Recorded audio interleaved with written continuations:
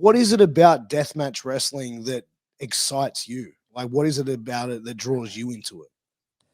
You know, I get asked this question here and there. It's like, hey, especially with the background that I have, because come from HWA, I wrestled with guys like Matt Striker, Chad Collier, um, Nigel McGuinness. You know, actually learning the ins and outs and the history of pro wrestling. It was like, why would you, in those words, why would you stoop so low to do deathmatch wrestling? And I think it's because I was always a huge fan of Bruce Lee, big fan of Bruce Lee growing up.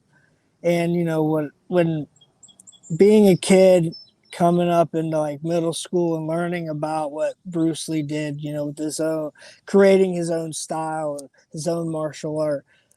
It's kind of like how I wanted to do with wrestling. I wanted to create my own style. I wanted to do my own thing that could to get over across the world. I didn't care if I was in Japan, Germany, England, United States, in Nashville, Tennessee, down the hills in Kentucky, all the way over to the East Coast where all they care about is bleeding. Yeah. Hardcore, whatever action that you want on the East Coast. Those fans are brutal.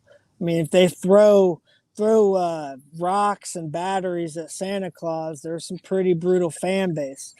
So I always wanted to create a style that could get over in anywhere and everywhere in the world, and I think deathmatch wrestling is a huge part of that. It's a huge part of wrestling, and just like strong style, just like lucha libre, and you know that's why I try to learn those styles as well. You know, going down to the old school 80s or 70s Memphis wrestling where you're just got a hold and you're shit talking the crowd. Like I can do it all, baby. So it's just like, plus I, during the pandemic, I was trying to get anything and everything that I could get. So people wanted to book me for death matches. Like hell yeah, I'll do death matches. Let's do this. And it was just a big part of developing my own style that could fit anywhere and everywhere in the world. And I feel like I've done a pretty good job at that. You know, with death matches. Think about Terry Funk too. Terry Funk's he's my top 10 favorite wrestlers of all time. Same. So I mean, with Funk, when he would go and dabble his toe in the hardcore death match scene. So it was like if he could do it, hell, I could do it. Like I want to follow my idol. And Terry Funk's amazing. Oh, dude, Terry's one of the greatest of all times. Like, who can go and be over in so many different generations? Like, you know what I mean? Kind of like Chris Jericho, bro. Like, Chris Jericho and Terry Funk are kind of like the Dave Grohl of professional wrestling. You know what I mean? Because they're cool over generation over generation. You know what I mean? And Absolutely. Sorry, I didn't mean to cut you off there, but yeah, absolutely. Like you're pumping me up, man. Like Terry Funk, absolutely, bro. You hit the nail on the head. Dave Grohl, man. All the different styles that dude's what a musician, huh? Woo. oh, dude, 100%. But even like with deathmatch wrestling, I'm a big believer of like, pro wrestling. You know what I mean? It's the illusion, right? It's the punch looks a lot worse than what it actually feeling. You know what I mean? Hitting someone with a light tube or falling in barbed wire, I can imagine would fucking suck. But I think it's that illusion as well of what the performers are able to sort of portray, how they're selling it and certain things. Like I can remember, like, bro, I'm 40, so I remember like death matches from like the early 2000s where we see videos of guys walking around doing this and Yeah. you know what I mean? But like, if you're gonna do it in a way where it tells a story in pro wrestling. Like, as when I was younger, death matches, I was like, fuck yeah, this is awesome. Now I get older, I can watch them, but I'm like, all right, I want to watch a good storytelling match. I don't want them to just like go straight in and start hitting each other with gimmicks. It's like, hey, give it a build, give it a whole reason for you guys to want to kill each other. Yeah, that's the whole reason why I got into like deathmatch stuff as well. I mean, I wanted to bring that psychology into it. I mean, those guys, they know what they're doing. They it may be a different build as well. Like maybe we haven't seen the years of build of, you know, wrestler X versus wrestler X, the reason why they're throwing just a bundle of light tubes too. But like I know exactly what you mean, because like just walking into the scene, because I kind of just was thrown into it, walked right back into it. It's like my CZW days. I would do some crazy shit with Danny Havoc, and stuff like that, and then got signed with Impact. It was like 2 or 3 years with Impact, so it was just wasn't doing indies. So when I got back into doing indies, I got thrown back into doing a bunch of death matches, which I did. I did by design. I did on my own accord in doing. Um, but with that being said, like I wanted to bring that element of storytelling. Of I'm not just going to, and that's when I was uh, building up the kendo stick too. I would hit people with a kendo stick. So I remember, I forget who it was. It may have been Murdoch. I think he was my first light tube match, and he goes, you know, he's kind of showing me the ways of like, here's how you fling a tube or whatever. You know, like you don't want to fucking swing it with all your might. It's just, you don't know the unpredictability of deathmatch wrestling. To me, that's what makes it so cool. And that's the reason why I'm a daredevil.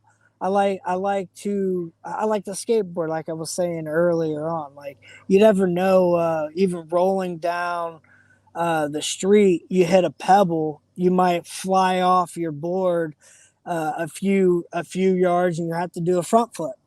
You Yeah. know what I mean? Got a bunch of scrapes. So like that's kind of what I liked about deathmatch wrestling, is the unpredictability of a shard of light tube flying off. You know, like you always see them flying out in the crowd. That can fly out and swing back and hit the other person that's trying to hit you. It's I don't know. I think that's kind of cool. You know what I mean? Like the cool part of light tubes and stuff like that. But anyways, he was kind of showing me the light tube stuff, and just to kind of have a idea of where it's going to go or where it's going to do, if that makes any sense. Like Yeah. with light tubes, is like a lot of people learn from the Nick Gage incident, where he, you know, got the light tube stuck all the way, what was like through his ribs, right? I It was think, yeah, like just through his it armpit. was, Yeah. yeah, armpit, yeah, yeah. Like so, I mean, a lot of people kind of learn from that.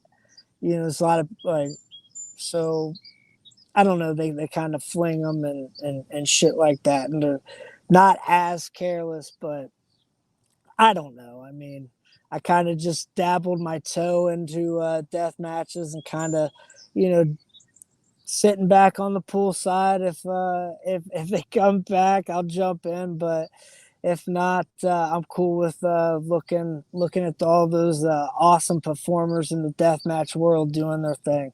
They could have it.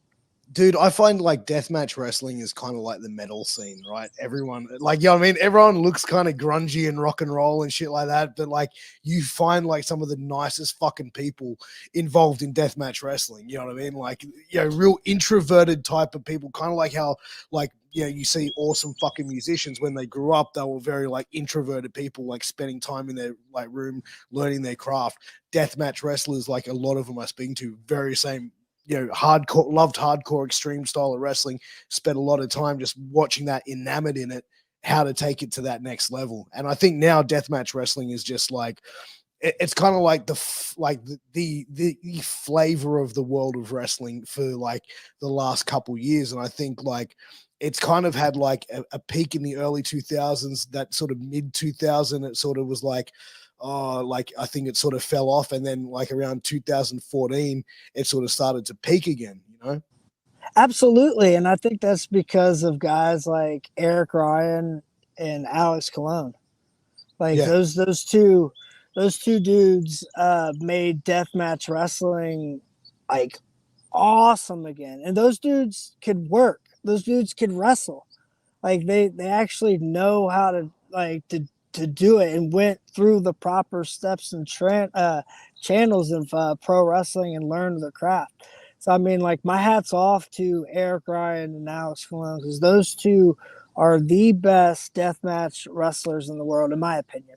I, Like I, I don't I think anybody could step up to them. And I had a killer match with Cologne at Revolver. I would love to have a death match with Eric Ryan before I actually step away from deathmatch wrestling, which I don't even think I will, but yeah, who knows? I mean, like I don't like I like the unpredictability of it, but doing it every so often and actually having a purpose and building to it, I'd prefer than just jumping right into just hey, me and such in a death match. Let's build to it. Let's make a let's build a house. Let's make some make it money.